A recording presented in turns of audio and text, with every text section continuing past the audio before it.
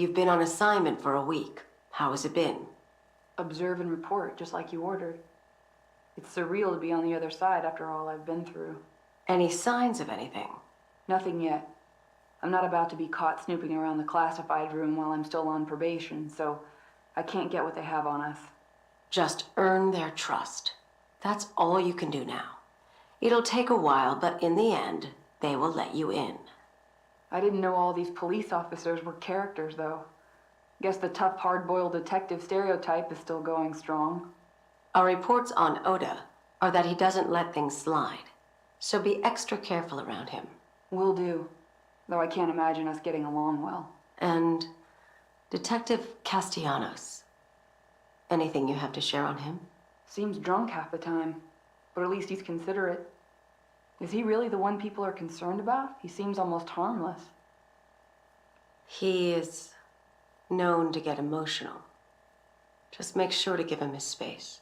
Respect him as your superior. Well, here's where you'll be living. The view's pretty spectacular, huh? Holy shit. This is different than I'm used to. If you saw where I grew up. The past is over. You're with us now. Here are the keys. It's yours.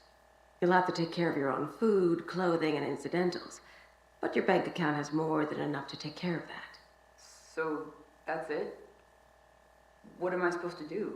Whatever you desire. But your assignment at the Crimson City Police Department is precedent to everything.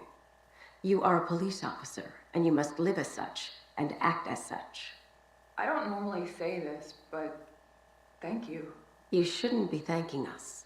These aren't gifts we provide. You have a very specific assignment at KCPD, and all of this is in exchange for that. Okay, you're right. Sorry.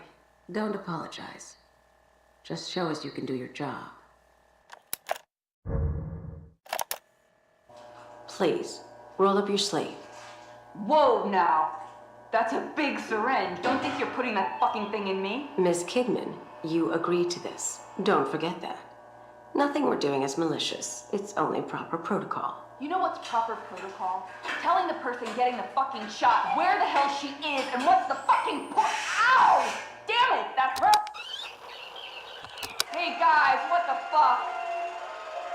Is anyone there? You give me a shot, then just let this weird video play on repeat? Some great fucking medical science you've got going on here.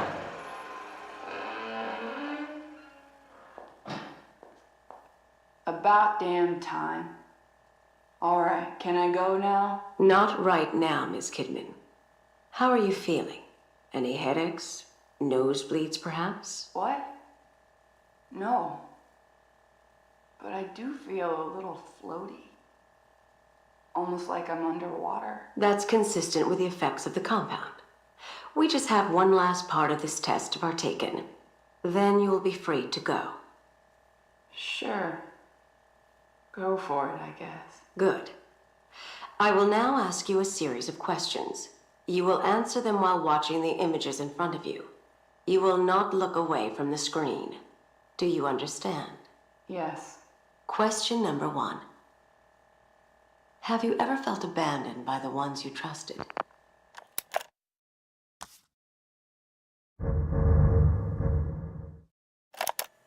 Despite our powerful benefactors, with this much collateral damage, it's only a matter of time before people start to take notice. KCPD has been dropping by a female officer. I don't remember her name. Regardless, the police are not something I should be involved with. Mobius says they will take care of it and make an effort to ensure KCPD leave us alone. Then there is the reporter from the Crimson Post, Ivan. Something or other. He has become a personal annoyance. He barely qualifies as a tabloid journalist, writing cover stories about tales of church sacrifices and other nonsense. But now he's being persistent about the missing patients claim. I'll be damned if he is the man who brings Beacon down. It seems that Reuben could be useful for other forms of problem solving. Perhaps I can interest this reporter in an exclusive interview. His demeanor has turned far too aggressive and his techniques even more perverse. Da Vinci would dissect corpses to further his anatomical studies, but what Rubin has done goes beyond. Demanding his subjects be aware as he dissects them to truly see how the mind reacts. He's more of a butcher than an artist. But we must remain scientists above all. I had taught him from a young age that the end shall justify the means, but I could not have predicted things to be this extreme. Mobius has learned of his involvement due to my carelessness. I've asked they bring him on board to assist in development.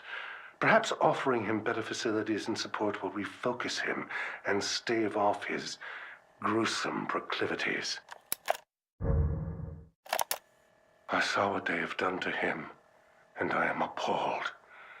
To think the young boy I mentored is now this, a mass of gray matter in a glorified test tube. Could they have been planning this all along? And what have I become in all of this? They've managed to keep his mind alive by simulating an artificial body. His consciousness is being confined to a mental straitjacket, a gear in their infernal machine. They have even stricken his name and humanity, referring to him by an anagram, Ruvik, a crude joke, as if spitting on his grave. I almost felt the urge to smash the case and end it right there. But my anger was quickly replaced by scientific curiosity. Rubin's legacy will live on. I will spearhead the next step. I will create something of my own out of this tragedy. Rubin's experimentation has demanded more and more subjects, and sad to say, they're suffering as much as, if not more than, his previous patients. Fortunately, Beacon and the city offer no shortage of expendable subjects. I should feel guiltier than I do, but my Hippocratic oath was abandoned long ago. The scientific and medical potential of the work is too great to be denied. Mobius has also offered me a respectable amount of compensation. Promoting me to director at Beacon is not something to be taken lightly. First, however, they want me to have a reputation, publishing studies in various journals. Repurposing some of Rubin's research towards patient evaluation seems viable. I doubt he will even notice. After surviving the fire incident and subsequent abuse from his parents, it's a miracle Rubin can function at all. His work comes from a place that isn't motivated by fear or money or social standing. His motives are more pure. I would say that he is obsessed with the chance to relive and remold reality so he can be with her again. His scarring is heavy, both physically and emotionally, but he longs for his lost sister. His love for her borders almost on an incestuous level, but as long as it provides motivation, so be it. I revisited the Victoriano estate yesterday. It's a vestige, a mere husk of what was bound to be such a home of promise. Mobius reaped nearly everything of value when we took on the research ourselves, but Rubin's notes indicate he was involved in something else. There were plans for another STEM prototype. Data about using receptors to transmit the brain function wirelessly to unaware users. It's borderline parapsychology, but these schematics and the scientific backup provided seems sound. What was he planning to do with such a thing? There's only one way to find out for certain, but I must continue these experiments in private, away from their prying eyes. I will not let them know, lest they take this from me as well. They grow impatient with our progress and demand briefings on the development process. At first stressing the results, but now they work off a timeline based on their needs. Typical bureaucrats. I've been pushing Ruben, but he's retreated further, doing his research at home, and refusing to come to the lab unless it's directly working on our STEM prototype.